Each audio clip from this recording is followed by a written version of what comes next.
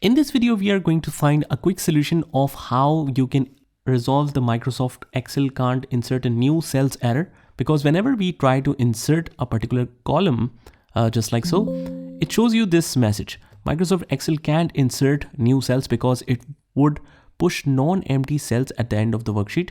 So this is the error.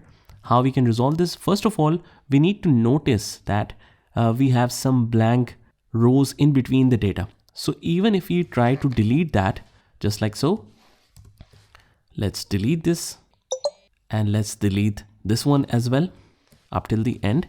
Make sure the data is continuous. So there's one way of doing this, but let's try after that.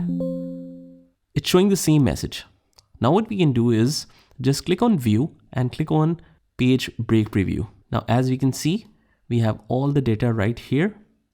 What we need to do is just get rid of all the extra data on the blank rows and just select all the part after the filled rows and click on Home tab and just click on clear and clear all, and do the same thing here as well, that as soon as the data finishes, you need to remove all the content right from the starting till the end.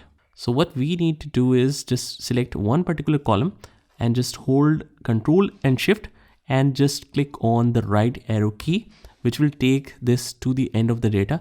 And as we can see, the reference is mentioned all over the sheet. So this is the problem. Click on Home and go to Clear and Clear All. After that, click on View and go to the normal page preview. Go to the starting of the page, and now if you want to insert a new column, it should insert without any problem, as you can see here.